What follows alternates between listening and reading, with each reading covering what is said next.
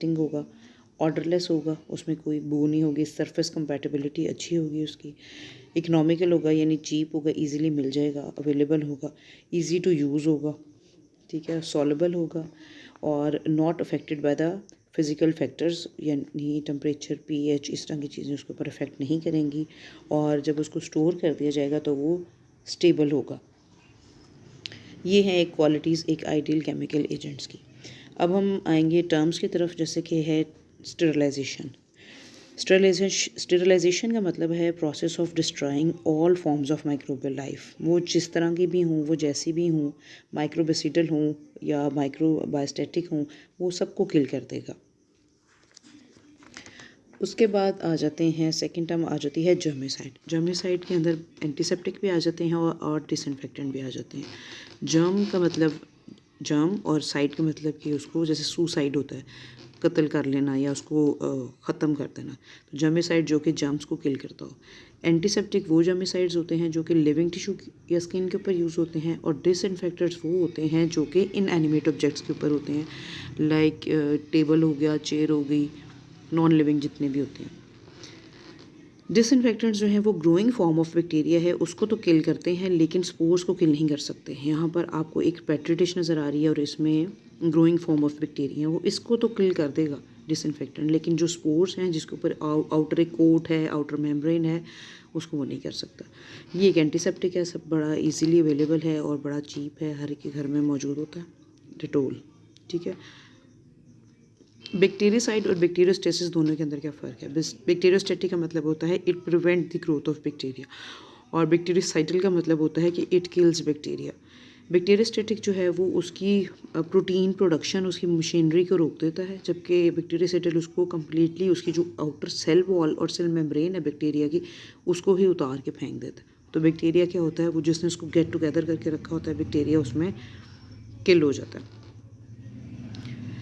Anti microbial agents वो भी ऐसा कोई भी केमिकल सब्सटेंस जो कि या तो नेचुरली प्रोड्यूस होता हो या सिंथेटिकली खुद बन गया हो, बनाया हो लैब के अंदर और वो माइक्रोब्स को किल कर रहा हो, जैसे कि एक पेंसिलिन एक फंगस थी और उसने जो है बैक्टीरिया को किल करना शुरू कर दिया था। तो इसमें एंटी फंगल भी है, अगर वो फंगस को किल कर सकते हैं तो अगर एंटी बैक्टीरिया हैं तो फिर उनको हम एंटी बैक्टीरियल मेडिसिन कहते हैं और कलेक्टिवली हम इसको कहेंगे anti microbial agent. Selection of chemical agent के लिए ज़रूरी है कि नेचर ऑफ मटेरियल क्या है, क्या उससे फेस को धोना है या उससे किसी यूटेंसिल को धोना है, वो लिविंग ऑब्जेक्ट के लिए है या नॉन लिविंग ऑब्जेक्ट के लिए। डेफिनेटली हम कभी उस चीज़ से जिससे हम बर्तन धोते हैं हम अपना फेस नहीं धोएंगे, जिससे हम फेस धोते हैं उनसे हम बर्तन नहीं धोएंगे। तो नेचर ऑफ मटेरियल जो है ये सबसे इंपॉर्टेंट है। टाइप ऑफ माइक्रो ऑर्गेनिज्म कौन सा है, वो ग्राम पॉजिटिव है, वो ग्राम नेगेटिव है, ये बड़ा इंपॉर्टेंट चीज़ है। और इन्वायरमेंटल कंडीशंस क्या है, उसकी पीएच क्या है, उसका टेम्परेचर क्या है, उस वक्त टाइम क्या है, ये सारी कंडीशंस जो है वो किसी भी आइडियल केमिकल एजेंट को उसकी सिलेक्शन के अंदर सबसे बड़ा रोल जो है वो प्ले करती हैं। Major group of chemical agents use होते हैं जैसे कि फिनोल है, अल्कोहल है, हेलोजेंस हैं, हैवी मेटल्स हैं, dyes, detergents, quaternary ammonium compound, aldehydes और गैसियस एजेंट्स यूज़ होते हैं। Major group of chemical agents हैं, उसमें सबसे पहले जो है वो फिनोल यूज़ होती है। जब साइंटिफिक एरा शुरू हुआ था और जब ये वूंड्स ऑपरेशंस वगैरह स्टार्ट हुए थे तो फिनोल को यूज़ किया जाता था। जितने भी सर्जिकल अप्रेटिसेस थे उनको भी फिनोल के ज़रिए क्लीन किया जाता था, जो वूंड्स होते थे उसको भी क्लीन किया जाता था, जो हॉस्पिटल के नीचे फ्लोर होता था उसको भी किया जाता था। अभी भी हमारे घरों के अंदर भी हम जो है वो फिनोल को रिकमेंडेड है और ज़्यादातर इसी को यूज़ किया जाता है। दूसरा एक है, उसका नाम है हेक्साइल रिसोर्सिनोल। इसमें क्या होता है कि फ़िनोल को ग्लिसरीन के साथ थोड़ा सा मिला दिया जाता है और फिर इसको इजीली अवेलेबल है, क्योंकि फ़िनोल के कुछ थोड़े से इरिटेंट होता है स्किन के लिए, लेकिन जब इसको मिला दिया जाता है ग्लिसरीन एंड वाटर के साथ तो वो कम हो जाता है। स्ट्रेप्सिल्स हैं, देखिए इसके अंदर भी लिखा आपको नज़र आ रहा है कि हेक्साइल रिसोर्सिनोल। लोजेंजल्स भी होते हैं और साथ इसके वो भी है। फिनोल की जो प्रैक्टिकल एप्लीकेशन ये है कि एक्वस सोल्यूशन 2 to 5% यूज़ हो सकता है टू डिसइंफेक्ट मटेरियल, जैसे कि अगर कहीं स्पूटम किसी ने थूक दिया है, यूरिन है, फेसेस है, कोई यूटेंसिल्स हैं, तो इसके लिए फ़िनोल को यूज़ किया जाता है। और मोड ऑफ एक्शन इसका क्या है, तो डिसरप्शन ऑफ सेल्स को करता है और जो प्रोटीन्स हैं उनको प्रेसिपिटेट कर देगा, एंजाइम्स को इनएक्टिवेट कर देगा। और लीथल इफेक्ट जो है वो क्या होता है कि मेम्ब्रेन का जो स्ट्रक्चर होता है ना, सेल मेम्ब्रेन जो होती है, जो सेल मेम्ब्रेन होती है ना, वो असल में सेल का गेट होती है। तो जब उसको ही ख़त्म कर दिया गया, उसको डैमेज कर दिया गया, तो फिर अब इसका मतलब है कि परमिएबिलिटी, इसलिए तो वो परमिएबल होती है सेल मेम्ब्रेन। उसके अंदर ये एबिलिटी होती है कि वो कुछ चीज़ों को पास करने देती है, कुछ चीज़ों को पास नहीं करने देती। बिल्कुल ऐसे जैसे हमारे घरों के गेट होते हैं, ठीक है। उनमें से कुछ लोग एंटर हो सकते हैं, अंदर आ सकते हैं, और कुछ लोग जो हैं वो नहीं आ सकते हैं। तो इसी तरह से सेल, तो जब ये इसकी सेल मेम्ब्रेन को डैमेज कर देती है तो वो फिर सेल की परमेबिलिटी ख़त्म हो जाती है और सेल तबाह हो जाता है। अल्कोहल्स है, अल्कोहल के अंदर इथाइल अल्कोहल जो है यूज़ होती है, और इसका मोस्टली जो अवेलेबल वर्जन है वो है कि 70% इथाइल अल्कोहल, 60 से 80% के दरमियान जितने भी अल्कोहल है, यानी 70% मोस्टली अवेलेबल है इस वक्त मार्केट में। मेथनॉल है, मेथनॉल के ऊपर देखें साथ ही उन्होंने लिखा हुआ है कि ये हाईली फ्लेमेबल है और ये डिटर्जेंट वो जो है इरिटेंट है आइज़ के लिए, हमारी आइज़ के लिए। तो मेथनॉल भी यूज़ हो सकती है, लेकिन इथाइल अल्कोहल थोड़ा सेफ़ है, तो इथाइल अल्कोहल को यूज़ किया जाता है। अच्छा, अल्कोहल की कौन सी कंसंट्रेशन बेस्ट है? लोग समझते हैं कि हम 70% अगर इथाइल अल्कोहल अच्छी है तो उसका मतलब है कि 90% तो बहुत ही अच्छी होगी, लेकिन ऐसा नहीं होता, क्योंकि 90% के ऊपर क्या होता है, इथाइल अल्कोहल इवेपोरेटिव होती है, वो उड़ जाती है, उसे अपना काम, जब वो स्टे करेगी तो अपना काम करेगी ना, तो वो तो हाईली इवेपोरेटिव हो जाती है। जब वो 90% पे जाती है तो वो वहाँ से उड़ जाती है। अल्कोहल जो है वो सिंपली स्प्रे की जाती है बॉटल्स के अंदर डालकर, जब हम अपनी लैब के ऊपर काम कर रहे होते हैं, जब ये माइक्रोबायोलॉजी की लैब्स के ऊपर या किसी सरफेस को हमने डिसइंफेक्ट करना होता है ना, तो हम इस तरह स्प्रे के अंदर डाल के अल्कोहल और उसको स्प्रे कर दिया जाता है। इसका मेन काम क्या है अल्कोहल का? अल्कोहल जो है ये कोलेस्ट्रॉल, ये जो येलो वाले आपको नज़र आ रहे हैं ये हैं कोलेस्ट्रॉल, इसको डिग्रेड कर देती है। जब ये कोलेस्ट्रॉल इसमें, क्योंकि इसने तो सेल मेम्ब्रेन को जोड़ के रखा होता है कोलेस्ट्रॉल ने, तो जब जैसे ही ये लिपिड मेम्ब्रेन को किल करती है तो क्या होता है कि बाकी जितने भी फॉस्फोलिपिड मेम्ब्रेन है वो सारी आपस में, आप ये देखें कैसे क्लम्पिंग स्टार्ट हो गई है इसमें। नेक्स्ट इंपॉर्टेंट है, उनका नाम है हेलोजेंस। हेलोजेंस जो है वो ग्रुप ऑफ एलिमेंट्स हैं हमारे पीरियोडिक टेबल के अंदर भी, इसमें क्लोरीन आते हैं, ब्रोमीन आते हैं, और ये हाईली नोन है क्योंकि ये as an oxidising agent use होते हैं। हेलोजन का मोड ऑफ एक्शन जो है वो ऑक्सीडाइजिंग एजेंट होता है और ऑक्सीडाइज करता है प्रोटीन को। क्लोरीन कंपाउंड्स और आयोडीन कंपाउंड दोनों यूज़ होते हैं। क्लोरीन कंपाउंड में यूज़ होते हैं म्यूनिसिपल वाटर सप्लाईज़ में, जो हमारे घर पानी आता है इसके अंदर भी क्लोरीन प्रेजेंट होता है। कैल्शियम हाइपोक्लोराइड जो हम घरों में ब्लीच यूज़ करते हैं कपड़ों के लिए, वाइट कपड़ों को मज़ीद वाइट करने के लिए, तो उसको कहते हैं सोडियम हाइपोक्लोराइड, ठीक है। इसके अलावा हेलोजन टेबल्स यूज़ होती हैं, टैबलेट्स यूज़ होती हैं, सॉरी। आयोडीन कंपाउंड में टिंचर ऑफ आयोडीन है, पोटाशियम आयोडाइड है, एक्वस सोल्यूशन में आयोडोफोर है। आयोडोफोर भी इसी तरह से होता है कि वो आयोडीन के पार्टिकल्स हैं और उसको एक सोलबलाइजिंग एजेंट के अंदर उसको मिक्स कर दिया जाता है, और आयोडोफोर्स होते हैं। उसमें यह होता है कि वो उसकी स्लोली वो हमें अवेलेबल होता है। और एज ए आयोडीन आपको पता है सबसे ज़्यादा एज एन एंटीसेप्टिक, हर किसी के घर में फ्रिज में आयोडीन ज़रूर, पायोडीन या आयोडीन पड़ी होती है to clean the skin surfaces and the wounds. अच्छा, जब पानी के अंदर क्लोरीन ऐड की जाती है, जो कि मोस्टली हमारे घरों में भी जो ट्यूबवेल होते हैं, इलाके में जो होता है ट्यूबवेल, उसमें पानी के अंदर ना क्लोरीन ऐड की होती है, तो वो किस में कन्वर्ट हो जाती है? क्लोरीन और पानी मिलके बन जाते हैं हाइपोक्लोरस एसिड, और जब hypochlorous acid further break down होता है तो नेसेंट ऑक्सीजन बनती है। नेसेंट ऑक्सीजन, नेसेंट का मतलब होता है न्यू बॉर्न, यानी अभी अभी ताज़ा फ्रेश जो पैदा हुई है, ठीक है। तो जब ये नेसेंट ऑक्सीजन है तो ये हाईली रिएक्टिव होती है, ये हाईली रिएक्टिव होती है और सेल्स में पेनिट्रेट कर जाती है, और पेनिट्रेट करके उसके डीएनए को बिल्कुल तबाह कर देती है। हम लोगों पे भी ये नेसेंट ऑक्सीजन है, लेकिन हम एक सेल से तो नहीं बने हुए ना, बैक्टीरिया तो एक सेल से बना हुआ है, हम तो ट्रिलियंस ऑफ सेल्स और बिलियंस ऑफ सेल्स जो हैं वो हमारे अंदर एक एक ऑर्गन्स के अंदर हैं। तो हमारा एक सेल डैमेज भी हो जाता है तो हमें वो इफेक्ट नहीं होता।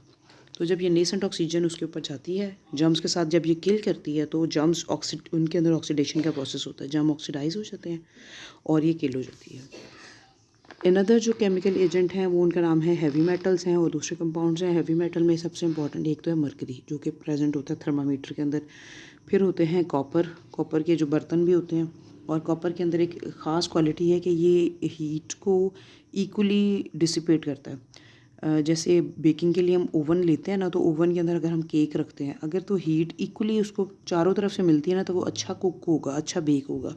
लेकिन अगर कहीं से हीट कम, कहीं से ज़्यादा, कहीं से बहुत ज़्यादा, तो केक कहीं से कच्चा रह जाएगा, कहीं से पक्का रह जाएगा, कहीं से जल जाएगा। तो इसके लिए ये कॉपर के जो बर्तन हैं ये बड़े यूज़ किए जाते हैं, बड़े अच्छे समझे जाते हैं, क्योंकि ये हीट को ना बड़ा इवनली डिस्ट्रीब्यूट करते हैं पूरे खाने के अंदर। और सिल्वर आपको पता ही है, सिल्वर को यूज़ जैसे चांदी के वर्क वगैरह होते हैं, और पुराने ज़मानों में बादशाह जो थे वो इसके चांदी के बर्तनों में खाते थे, तो इसकी भी एक एंटीसेप्टिक प्रॉपर्टीज़ हैं। डाइज़ के अंदर जो है वो ट्राइफिनल मीथेन डाइज़ होते हैं और मेलाकाइट ग्रीन, ये एक कलर है। क्रिस्टल वायलेट डाइज़ ये यूज़ हो रहे हैं। एक्रिडाइन डाइज़ इसमें होते हैं, एक्रीफ्लेवन होते हैं, ट्रिप्टोफ्लेवन होता है। और ये किसको इनहिबिट करते हैं? ये इनहिबिट करते हैं स्टेफिलोकोकस को और गोनोकोसाइट दोनों को। सिंथेटिक डिटर्जेंट्स के अंदर सोप्स यूज़ होते हैं, सर्फेक्टेंट्स यूज़ होते हैं। डिटर्जेंट्स के 3 टाइप्स हैं, एक होते हैं एनियोनिक, कैटियोनिक और नॉन एनियोनिक। ठीक है, आपको सब पता है कैटियोनिक मतलब पॉजिटिव चार्ज, एनियोनिक मतलब नेगेटिव चार्ज होंगे। सोप और सर्फेक्टेंट्स में एक फ़र्क ये होता है कि सोप जो है ना, जब हार्ड वाटर के साथ मिलता है, जैसे कुएं का पानी है या कोई ऐसी जगह जहाँ का पानी बहुत रिफाइन नहीं है, जैसे हम गिलगित बल्तिस्तान इलाकों में जाते हैं तो वहाँ का पानी थोड़ा हार्ड होता है, तो जब इसके साथ सोप मिलेगा तो वो अपनी एफिशिएंसी छोड़ देगा। सोप वैसे प्रॉपर काम, वो स्कम बन जाएगा, क्लम्पी हो जाएगा सोप, सॉल्ट बना देगा, जबकि सर्फेक्टेंट जो है उन पानी में भी काम कर देगा और उसको क्लिनजिंग जो है वो करेगा।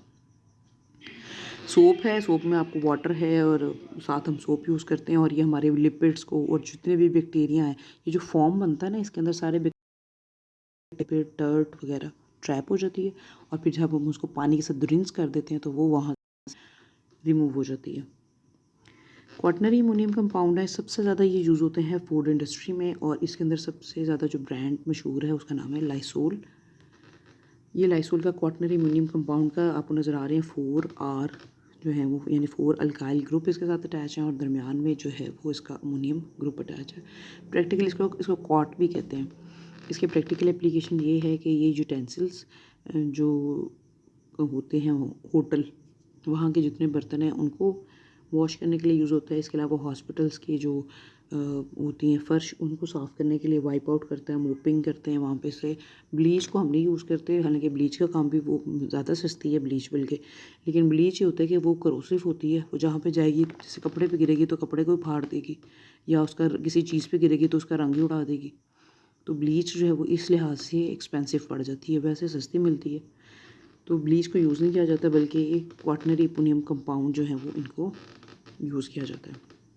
फॉर्मेल्डिहाइड अगर आपने कभी देखना कहाँ पे है, तो जो न्यूली कंस्ट्रक्टेड हाउसेस होते हैं तो वहाँ पर फॉर्मेल्डिहाइड की खुशबू आ रही होती है। फॉर्मेल्डिहाइड ग्लूस के अंदर यूज़ होता है, एडहेसिव्स के अंदर यूज़ होता है, पेंट्स के अंदर यूज़ होता है, इसके डिफरेंट हैं। और ये अगर रूम टेम्परेचर पे होगा तो ये इस फॉर्म में होगा, पैरा फॉर्मेल्डिहाइड फॉर्म में।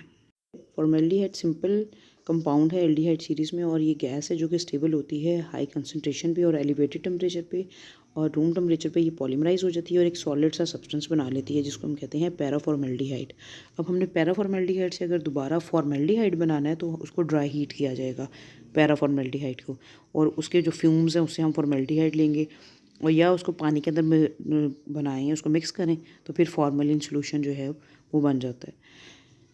फ्यूम्स जो होते हैं फॉर्मेल्डिहाइड के वो बड़े नॉक्शियस होते हैं और इरिटेटिंग होते हैं टिश्यूज़ को और आइज़ को। इसके अलावा ये डिफरेंट इंक्लोयर्स को साफ़ करने के लिए, वेजिटेटिव सेल्स को किल करने के लिए और इस तरह की चीज़ों को वेपराइज भी किया जाता है फॉर्मेल्डिहाइड से। उसको उसके वो जो पार्टिकल्स हैं, उसके जो फ्यूम्स निकलते हैं उससे जो है वो वेजिटेटिव सेल्स को किल किया जाता है, स्पोर्स वगैरह को किल किया जाता है। हाईली रिएक्टिव केमिकल है फॉर्मेल्डिहाइड, और नाइट्रोजन कंपाउंड के साथ, जो प्रोटीन और न्यूक्लिक एसिड के अंदर नाइट्रोजन होती है ना, उसके साथ बड़ी रेडली बाउंडिंग ये करता है, बॉन्डिंग अपनी करता है। और सेकंड मोस्ट इम्पॉर्टेंट है ग्लूटाल्डिहाइड, और उसका ओनली 2% सोल्यूशन जो है वो इस केमिकल्स एजेंट का, उसके वाइड स्पेक्ट्रम इसके अंदर एबिलिटी होती है, इफेक्टिव होता है अगेंस्ट वेजिटेटिव बैक्टीरिया के, फंगस के, फंगल स्पोर्स के, और मेडिकल फील्ड में बहुत ज़्यादा यूज़ होता है, यूरोलॉजिकल इंस्ट्रूमेंट्स के लिए, रिस्पिरेटरी थेरेपी इक्विपमेंट्स वगैरह के लिए। ये एक ग्लूटाल्डिहाइड का सोल्यूशन है और ये सारे मोस्टली हॉस्पिटल्स में डॉक्टर्स और ये सब यूज़ करते हैं। अच्छा, गैस को भी यूज़ किया जाता है एज ए स्टेरिलाइजिंग एजेंट्स, और इस प्रोसेस में क्या होता है, एक्सपोज किया जाता है मटेरियल को ethylene oxide, formaldehydes, glutaraldehyde, propylene oxide, इन सब के साथ। इथिलीन ऑक्साइड ओनली गैस है जो कि सक्सेसफुल होती है लार्ज स्केल पर, इस वक्त यूज़ हो रही है इंडस्ट्रियल एंड मेडिकल एप्लीकेशंस के अंदर। और इसका काम क्या है, ये किस तरह से किल करती है, अल्काइलेशन का प्रोसेस जो है वो करवाती है इथिलीन ऑक्साइड। इथिलीन ऑक्साइड जो है वो हाईली फ्लेमेबल है, लेकिन इसका फ़ायदा ये है कि स्पाइसेस को स्टेरिलाइज कर देती है। पैकेज होते हैं मटेरियल्स, यानी पैकिंग के अंदर तक भी पेनिट्रेट करके अल्काइलेशन करा देती है और माइक्रोब्स को है वो किल कर देती है। लिक्विड होती है रूम टेम्परेचर पे बिलो 10 पे, और अबव दिस टेम्परेचर ये बड़ी रैपिडली वेपोराइज कर जाती है। और अगर ये हवा में चले जाएँ तो ये हाईली फ्लेमेबल होते हैं, इसके वेपर्स जो होते हैं। तो मोस्टली ये डाइथाइल ईथर की फॉर्म में होता है, और इसमें जो है इथिलीन ऑक्साइड को कार्बन डाइऑक्साइड या फ्रेऑन के साथ मिक्स करके तो फिर उसको कमर्शियली अब ये यूज़ में आता है। यानी कार्बन डाइऑक्साइड इथिलीन ऑक्साइड या फ्रेऑन इथिलीन ऑक्साइड मिक्सचर जो है वो फिर नॉन फ्लेमेबल होती है। बड़ा यूनिक, बड़ा पावरफुल स्टेरिलाइजिंग एजेंट है, और ये हीट और मॉइस्चर सेंसिटिव मटेरियल भी है। बैक्टीरियल स्पोर्स जो कि मैनी टाइम मोर रेजिस्टेंस होते हैं as compare to the vegetative cells, तो इनमें भी लिटिल रेजिस्टेंस शो करते हैं इसको, इथिलीन ऑक्साइड को, मतलब किल हो जाते हैं इससे ये भी। बीटा प्रोपियोलैक्टोन जो है ये कंपाउंड कलरलेस होता है एट लिक्विड रूम टेम्परेचर में। इसका हाई बॉइलिंग पॉइंट होता है, तकरीबन 155 सेंटीग्रेड होगा तो फिर ये बॉयल करेगा। ये फ्लेमेबल नहीं होता, जैसे इथिलीन ऑक्साइड एकदम भड़कने वाली होती है, बीटा प्रोपियोलैक्टोन इस तरह से नहीं होता, बल्कि ये क्या होता है, वेसिकेंट होता है और लिक्रीमेटर होता है। वेसिकेंट मतलब कि ब्रिसल्स कॉज करता है, जैसे नील पड़ जाते हैं। लिक्रीमेटर इरिटेटिंग होता है आइज़ को, और इसलिए इसको बड़ा हैंडल किया जाता है विद केयर। और इसकी पेनिट्रेटिंग पावर इथिलीन ऑक्साइड से कम है, लेकिन ये मोर एक्टिव है माइक्रो ऑर्गेनिजम्स के लिए। इसमें जो है वो फंजीसिडल होता है, वायरोसिडल होता है, स्पोरिसिडल होता है, और स्पोरिसिडल एक्टिविटी भी इसकी काफ़ी ज़्यादा है। Usual concentration for ethylene oxide purpose 400 to 800 milligram पर लीटर होती है, जबकि बीटा प्रोपियोलैक्टोन अगर आपने यूज़ करना है तो सिर्फ 2 to 5 मिलीग्राम। अगर इथिलीन ऑक्साइड तो फिर 400 to 800 मिलीग्राम, लेकिन ये इतना इफेक्टिव होता है कि ये 2 to 5 मिलीग्राम में भी अपना काम जो है वो कर जाता है। हमने किसी भी अगर इवैल्यूएशन करनी है एंटी माइक्रोबियल केमिकल एजेंट्स की, तो हम यूज़ करते हैं tube dilution and agar plate technique method. इसमें हम डाइल्यूशंस बनाते हैं, सीरियल डाइल्यूशन बनाते हैं। मसलन एक हमने फर्स्ट टेस्ट ट्यूब ली, उसमें 8 माइक्रोग्राम पर ml डाला, दूसरे में 4 माइक्रोग्राम, फिर 2 माइक्रोग्राम, 1 माइक्रोग्राम। उसके बाद हमने ये इसको 0.5, 0.25 और ये सारा हमने, ठीक है, इसमें हमने पूरी इसकी एक सीरियल डाइल्यूशन बना ली है डिसइंफेक्टेंट की। अब उसके बाद उसके अंदर ये यूज्ड डिसइंफेक्टेंट है, मतलब ये कहीं पे यूज़ हुआ है, उसमें से इसमें माइक्रोब्स भी इसके अंदर हैं, कुछ बच गए या रह गए। उसके बाद अब इसको हमने माइक्रोब्स को किल किए हुए हैं, एगर प्लेट्स रखी हैं, और एगर प्लेट्स के ऊपर ये जो आपको वाइट नज़र आ रही है ना बैक्टीरिया से, और इनके ऊपर हमने बैक्टीरिया को ग्रो किया हुआ। अब जब हम वहाँ से डिसइंफेक्टेंट्स हमने लिए हैं, और ये डिसइंफेक्टेंट जो कि अवेलेबल है मार्केट में इस वक्त, उसमें से हमने कोई एक डिफरेंट कंसनट्रेशन इसमें हमने टेस्ट ट्यूब्स में ले लिए हैं। अब हम उसको टेस्ट करके देखेंगे कि ये कितनी कंसनट्रेशन, जैसे 1 माइक्रोग्राम पर ml होगा तो बैक्टीरिया किल नहीं हुए, फिर 2 माइक्रोग्राम पर ml है तो भी बैक्टीरिया किल नहीं हुए, 4 माइक्रोग्राम पर ml था तो जो प्लेट है वो अब क्लीन हो गई है। तो इसका मतलब है कि इसकी जो कंसनट्रेशन है, जिसको कहते हैं MIC, मिनिमम इनहिबिटरी कंसनट्रेशन, जिस पर बैक्टीरिया जो है वो किल हो जाएगा और प्लेट जो है वो क्लीन हो जाएगी, वो है इसकी 4 माइक्रोग्राम पर ml। तो हम इसकी ये मिनिमम इनहिबिटरी कंसनट्रेशन निकाल लेंगे कि यहाँ पर इतने माइक्रोग्राम पर ml अगर डाला जाए तो ये बैक्टीरिया जो है इसके अंदर, इस डिसइंफेक्टेंट के अंदर पावर आ जाएगी कि वो उसको किल कर देगा। दूसरा इंपॉर्टेंट मेथड है, उसको हम कहते हैं फिनोल कोएफिशिएंट मेथड। जैसे कि इसमें फिनोल कोएफिशिएंट मेथड के अंदर एक कोई भी डिसइंफेक्टेंट हम लेते हैं और साथ हम फिनोल ले लेंगे। उसकी कंसनट्रेशन हमने डिसइंफेक्टेंट की 1:50 रखी, 1:100 रखी। अब हमने देखा कि जब 1:100 है ना, तो विदिन 5 मिनट पॉजिटिव था, यानी बैक्टीरिया नज़र आए, और उसके बाद जो है वो 10 मिनट्स और 15 मिनट्स बाद कोई बैक्टीरिया नज़र नहीं आए। फिनोल भी हमने देखा 1:50 की कंसनट्रेशन पर, तो कोई बैक्टीरिया जो थी वो 0 1 जब 60 की कंसनट्रेशन आई तो 5 मिनट्स के ऊपर जो है वो बैक्टीरिया नज़र थे, और उसके बाद 10 मिनट्स और 15 मिनट्स के बाद कोई बैक्टीरिया नज़र नहीं आए। अब हमने इस डिसइंफेक्टेंट को उसके साथ देख लेना है कौन सी डिसइंफेक्टेंट की वैल्यू फिनोल की कंसनट्रेशन के साथ मैच कर रही है। तो ये वहाँ का 100 और फिनोल का 60, तो 100/60 हमने डिवाइड किया और 1.66। जब फिनोल कोफिशिएंट की वैल्यू ग्रेटर देन 1 आ जाएगी ना, तो इसका मतलब है कि ये डिसइंफेक्टेंट फिनोल से बेहतर है। अगर इसकी वैल्यू लेस देन 1 आती है तो उसका मतलब है कि ये डिसइंफेक्टेंट फिनोल से बेहतर नहीं है। अगर इसकी वैल्यू सिर्फ 1 आती तो इसका मतलब है कि ये इक्वल टू फिनोल है। ये हमारी एक समरी है। फिनोल एंड फिनोलिक कंपाउंड्स जितने भी केमिकल एजेंट्स पढ़े हैं उनका रिकमेंडेड यूज़ क्या है और उसके अंदर लिमिटेशंस क्या है, ठीक है, क्या क्या कमियां उसके अंदर रह हुई हैं, ये उसको समराइज़ कर दिया हुआ है। और ये इनका मोड ऑफ एक्शन है कि एक्रोडाइन डाइज हैं, चाहे अल्कोहल है, क्लोरीन कंपाउंड्स हैं, एथिलीन ऑक्साइड्स हैं, तो उनका साइट ऑफ एक्शन क्या है, सेल वॉल है, साइटोप्लाज्मिक मेम्ब्रेन है, प्रोटीन है, न्यूक्लिक एसिड है। क्योंकि हर जो केमिकल एजेंट है ना उसकी अपनी एक स्पेसिफिक साइट है, या 2 या 3 साइट हैं जिसको वो किल करेंगे, ठीक है। तो इसमें जैसे साइटोप्लाज्मिक मेम्ब्रेन है तो अल्कोहल जो है वो साइटोप्लाज्मिक मेम्ब्रेन को भी करती है और प्रोटीन को भी डीनेचर कर देती है। क्लोरीन कंपाउंड है तो वो एंजाइम्स विद सेल्फ हाइड्रोल ग्रुप उनको भी डीनेचर करते हैं, अमीनो एसिड्स को भी डीनेचर करते हैं, राइट। तो ये सारा प्रोसेस इस तरह से चलता है।